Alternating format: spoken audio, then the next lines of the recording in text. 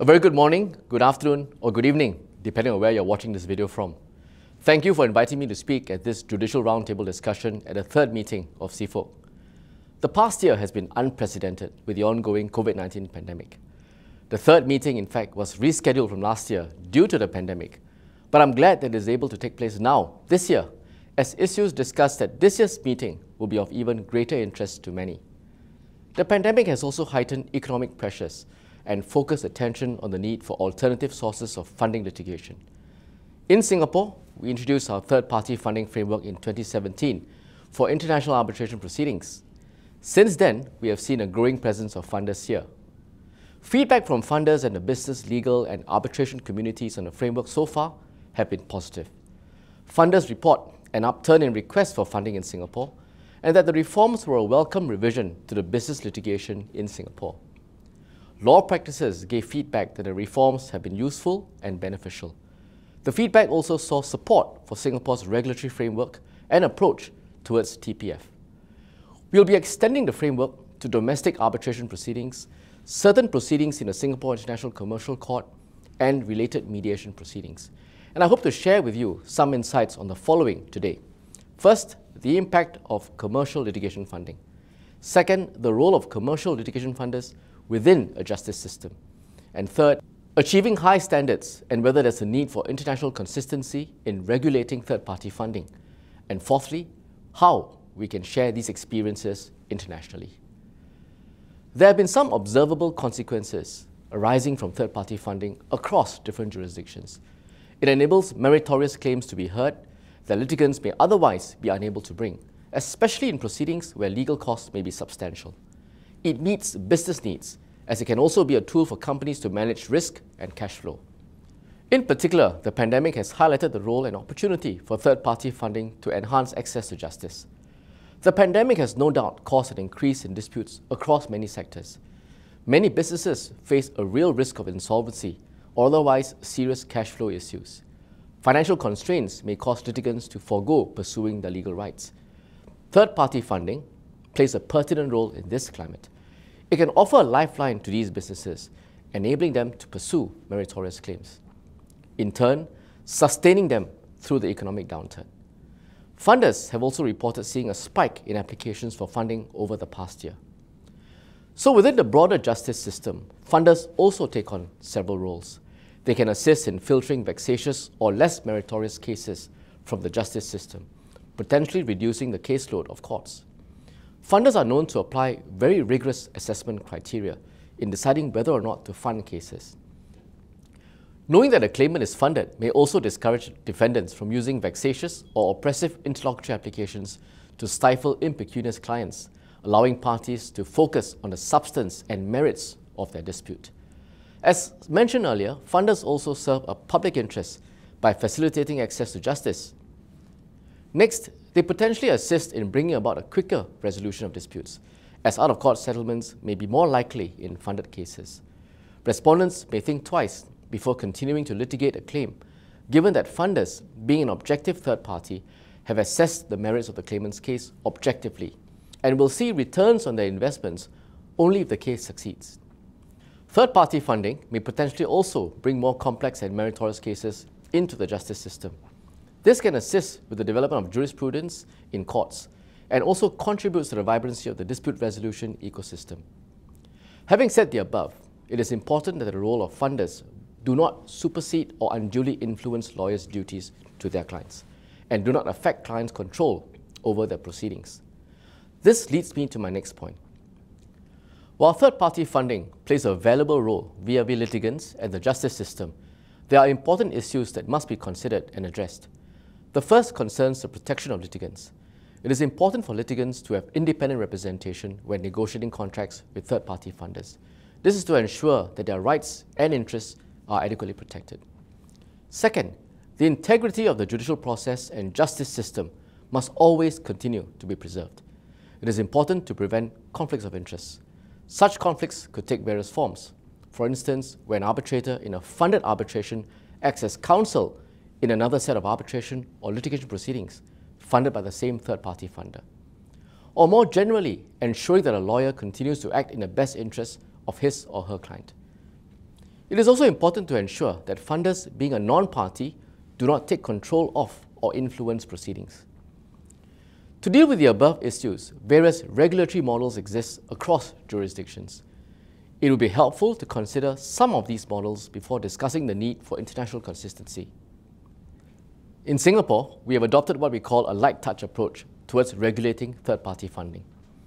Public consultations were conducted prior to the introduction of the framework in 2017, with feedback received from the legal profession, funders, and the industry.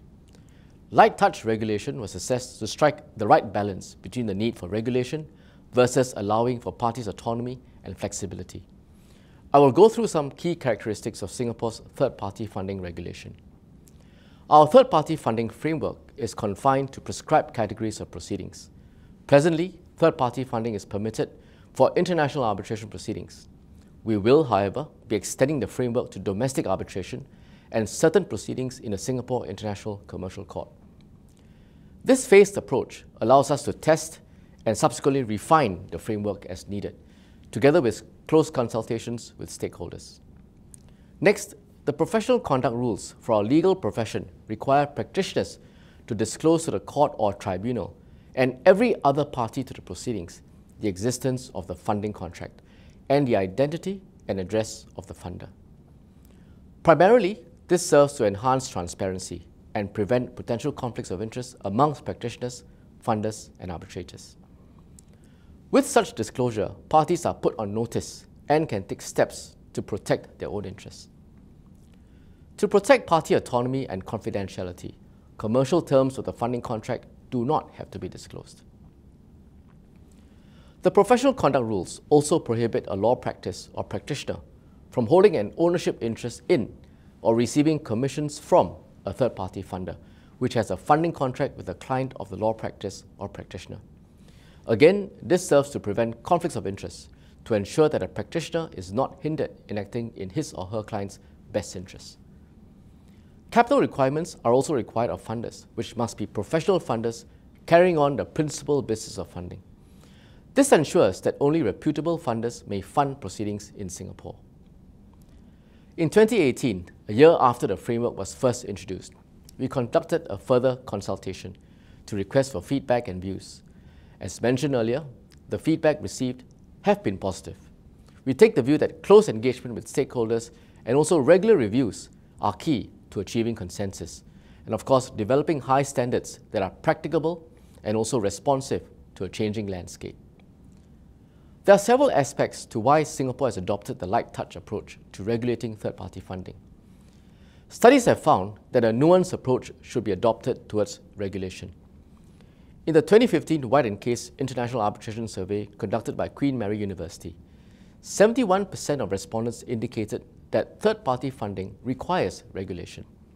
A majority, of 58%, indicated that the best way to do so was through guidelines such as the International Bar Association guidelines, followed by collective self-regulation through the Code of Conduct by an independent body.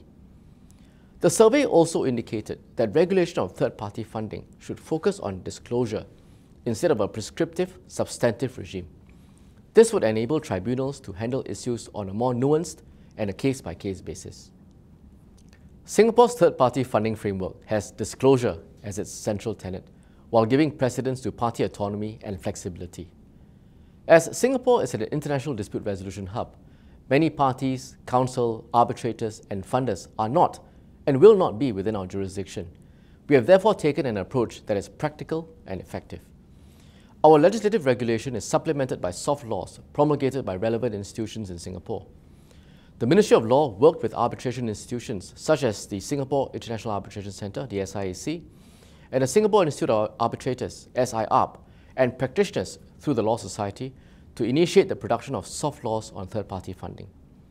These provide guidelines and best practices on issues including confidentiality, privilege, and funders' involvement in proceedings.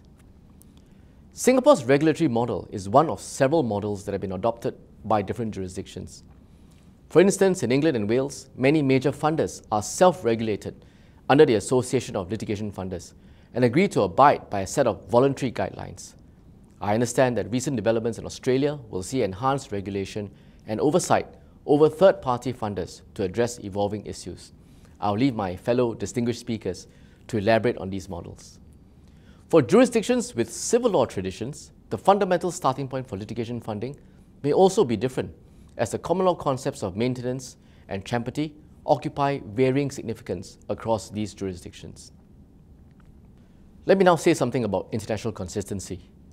While regulatory models differ, there are common key issues in third-party funding across jurisdictions, across civil and common law traditions. Some have therefore called for international consistency in this regard. For instance, for issues relating to preventing conflicts of interest, privilege, confidentiality and costs, a safety net of minimum standards would be valuable to protect litigants and to preserve the integrity of the justice system. However, perhaps the solution is not in uniformity or a one-size-fits-all approach, but rather an approach that allows balance and is tailored to the funding environment, litigation culture, architecture, and costs, as well as procedural norms. A common thread that runs through the various models is how litigation funding ought to be regulated to protect litigants and prevent misconduct, whilst at the same time not inhibiting the growth of the industry or stifling party autonomy and freedom of contract. Many industry associations and dispute resolution institutions have developed some form of guideline or code to address these concerns. It is notable that in the 2018 report of the ICA Queen Mary Task Force on third-party funding in international arbitration, the task force recognized a distinction between specific issues capable of being addressed at an international level and issues that are regulated at a national level, subject to the norms of each jurisdiction or legal tradition. While it was agreed that stakeholders would benefit from greater consistency and more informed decision-making in addressing issues relating to third-party funding, the challenge was how such consistency could be achieved. The task force recognized the difficulty of suggesting principles or guidelines that apply across a myriad of jurisdictions and among different national contracting and lawyering norms. They also avoided excessive intrusion upon parties' freedom of contract, recognizing that most aspects of funding arrangements were negotiated in private arrangements between funders and a funded party. Consequently, it was decided that a statement of existing best practices would be the most useful means of providing guidance to parties, funders, arbitrators, and also counsel. We agree that a nuanced approach focusing on standards for key issues, whilst allowing market forces and freedom of contract to promote growth, is helpful in achieving some international consistency. How then can we achieve this consistency? We know that regulatory models across jurisdictions are varied. Jurisdictions with different legal traditions have adopted a range of approaches and have also progressed at various paces. This will continue to evolve with the litigation funding landscape and the needs of litigants. Platforms such as this meeting, which brings together key stakeholders in international commercial courts and dispute resolution, are crucial for regular exchanges of experiences and learning points. International associations such as the IBA or ICA, as well as studies and surveys on third-party funding and users' perspectives, also play a key role in sharing experiences internationally. In a way, the pandemic has also facilitated the sharing of experiences. Where it was previously the norm to travel to attend such conferences, travel restrictions have compelled governments, institutions, and also individuals to be more creative. Events have moved online and allowed more to participate and be involved, where previously it would not have been possible. This trend would certainly facilitate international sharing of experiences. Looking forward, as the global community continues to manage the effects of the pandemic, the role of litigation funding and its impact is set to take on an increasing significance. In Singapore, we have further reforms in a pipeline to better support businesses and to offer additional options for funding their disputes in order to meet varying needs in this climate. We are working on legislative changes to allow conditional fee agreements or CFAs for the same categories of proceedings as third-party funding, once expanded. Separately, we are also studying whether CFAs can promote access to justice for other categories of proceedings. While we have historically been more conservative in the area of litigation funding, we are taking incremental steps and looking at the landscape holistically. Taking into account what has been done elsewhere, the safeguards that are put in place, and how we can contextualize it for Singapore. It is important for regulators, businesses, and lawyers to understand the opportunities for litigation funding to assist in times of economic uncertainty. while ensuring that litigants are adequately protected and the integrity of the justice system is preserved. Approaches across jurisdictions will only continue to evolve with new issues and needs that arise. It is important to stay responsive with active dialogue amongst all stakeholders. I look forward to discussing these issues further and hearing from you at the live roundtable session. Thank you very much.